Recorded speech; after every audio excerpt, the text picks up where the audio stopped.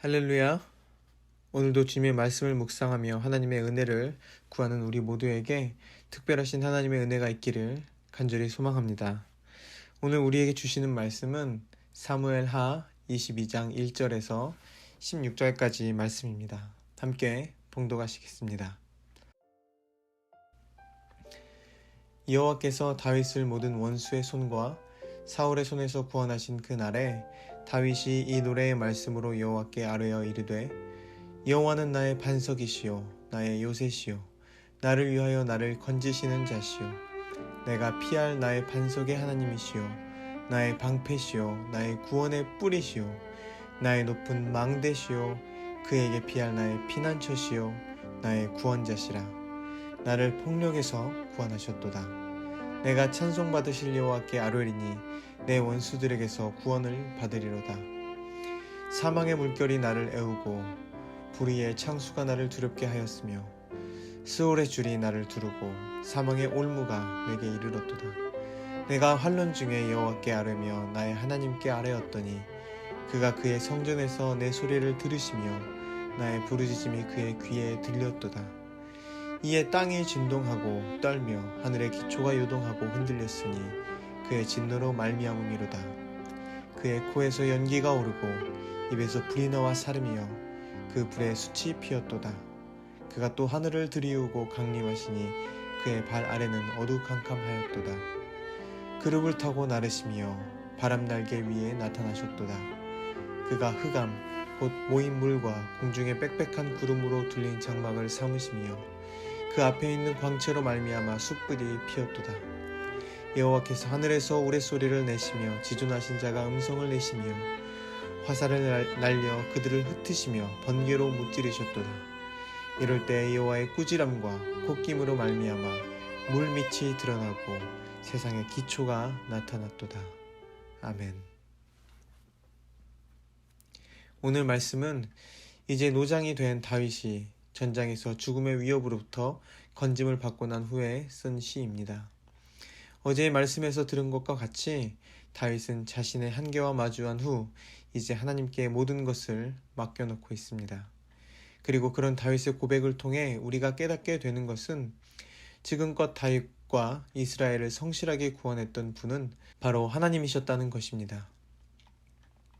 다윗은 그동안 용맹한 모습으로 적들을 물리쳐 왔지만 이제는 노장이 된 몸으로 전장을 마주했을 때 비로소 다윗과 성실히 함께 동행해 주셨던 그 용사 되셨던 하나님의 은혜를 더 절실히 경험할 수 있게 되었던 것입니다. 그래서 다윗은 그동안 자신이 승승장구할 수 있었던 은혜가 오직 하나님께로부터 왔었음을 이전보다 더 절실하게 그리고 더 생생하게 깨닫고 있습니다. 2절 말씀입니다. 여호와는 나의 반석이시요 나의 요새시요 나를 위하여 나를 건지시는 자시요 내가 피할 나의 반석의 하나님이시요 나의 방패시요 나의 구원의 뿌리시요 나의 높은 망대시요 그에게 피할 나의 피난처시요 나의 구원자시라. 아멘. 다윗은 이제 그가 보는 모든 것들을 통해서 하나님께서 보내주셨던 구원의 손길을 깨닫고 있습니다.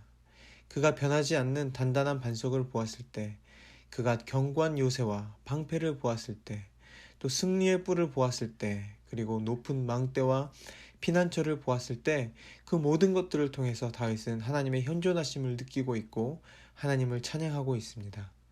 다윗은 보이지 않는 하나님을 듣고 맛보며 만지고 경험하는 하나님의 임재 가운데 있었던 것입니다. 그런데 중요한 것은 다윗이 이러한 생생한 고백의 시를 쓴 시기가 그가 승승장구하던 시절이 아닌 이제 노장이 되어 더 이상 용맹하게 싸울 수 없을 때, 그래서 어쩔 수 없이 누군가의 도움을 받을 수밖에 없는 그런 상황에서 이런 고백을 하고 있다는 것입니다. 우리는 이 다윗의 고백을 어떻게 이해할 수 있을까요? 우리가 누군가를 깊이 사랑해서 상대방에게 그 사랑을 표현하고자 한다면 그런 특별한 사랑은 평범하고 일상적인 표현으로 그 사랑의 풍성함이 다 표현될 수 없을 것입니다. 물론 우리가 사랑하는 사람의 생일에 무엇든 저금을 털어서 특별한 선물을 준비할 수는 있을 것입니다. 하지만 우리가 선물을 주기에 앞서 꼭 기억해야 하는 것은 그 생일이라는 특별한 날을 주신 분은 바로 하나님이시라는 것입니다. 하나님께서 그날 생명을 주셨기 때문에 하나님께서 그 영혼을 향해 가지고 계신 특별한 계획이 담긴 생명을 주시는 그 은혜가 있었던 날이기 때문에 우리는 그날의 특별한 애정의 마음을 더욱더 깊이 표현할 수 있는 것입니다. 그런 의미에서 크리스천에게 생일은 단순히 한 살을 더 먹게 되는 것을 넘어서 그 인생 가운데 계속 되어지는 하나님의 놀라우신 계획을 보며 축하할 수 있는 날이 되어야 할 것입니다. 오늘 말씀에서 다윗은 이날 전쟁에서 자신의 약함을 경험한 날, 그는 하나님께서 모세를 통해 이스라엘에게 베푸신 놀라운 구원의 은혜를 경험하게 됩니다. 다윗은 물론 이제까지도 하나님의 마음에 합한 사람이었지만 오늘 다윗은 더욱더 하나님을 가까이 뵙고 생생하게 느끼는 은혜를 경험하고 있는 것입니다. 여기서 또 한 가지 중요한 것은 다윗이 경험하는 이 구원의 은혜는 다윗이 출애굽 이야기 가운데 이스라엘에게 주어졌던 그 은혜를 직접 경험하고 있는 것처럼 시를 쓰고 있다는 것입니다. 아마도 우리가 알고 있는 출애굽 이야기를 다윗 또한 동일하게 읽었을 것입니다.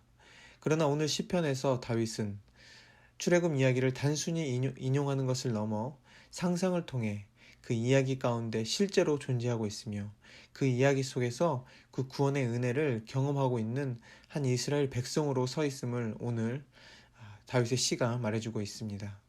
14절부터 16절까지입니다. 여호와께서 하늘에서 우레소리를 내시며 지존하신 자가 음성을 내시며 화살을 날려 그들을 흩으시며 번개로 무찌르셨도다. 이럴 때 여호와의 꾸지람과 콧김으로 말미암아 물밑이 드러나고 세상의 기초가 나타났도다. 아멘. 이처럼 다윗은 자신이 연약해진 순간에 이스라엘의 역사 가운데 성실하게 존재하셨던 하나님의 은혜를 그 누구보다 생생하게 경험하고 있었습니다. 그는 시인으로서 하나님의 계시를 구경꾼처럼 그저 둘러서서 지켜보는 것이 아닌 그 계시 안으로 들어가서 상상력을 통해 그 은혜의 풍성함을 새로운 언어로 창조해내고 있었던 것입니다. 과거에 행하신 하나님의 이야기는 과거에 그대로 머물러 있지 않고 현재가 되고 현재의 삶에 새로운 은혜로 확장되고 더 넓게 퍼져나가고 있었던 것입니다. 오늘 우리의 삶 속에서도 우리는 우리 자신의 한계에 도달하는 상황을 맞이할 때가 있을 것입니다. 세상의 눈으로 볼 때 그러한 시간들은 단순히 어렵고 힘든 순간들이며 억지로 버텨내야 하는 순간으로 비추어질 수 있지만 혹은 단순히 한 살을 더 먹기에 축하해 주어야 하는 상황일 수 있지만 오늘 다윗의 경우와 같이 이제껏 우리가 경험해왔던 하나님의 은혜가 새롭게 다가오며 살아있어서 운동력 있는 은혜로 다가올 수 있는 그런 시간이 될 수 있을 것입니다. 특별한 은혜는 특별한 방법으로 올 수 있을 것입니다. 그리고 그 은혜는 현재의 세상을 바라보는 우리의 시선을 바꿔주며 과거의 이야기 속에 계셨던 하나님을 직접 만나고 경험함으로 인해서 우리가 새로운 은혜를 경험할 수 있는 기회가 될 수 있을 것입니다. 오늘의 힘겨운 삶 속에서 우리에게 특별한 사랑으로 다가오신 하나님의 놀라우신 그 특별한 사랑을 경험하는 귀한 예배의 삶이 될 수 있기를 소망합니다. 함께 기도하시겠습니다.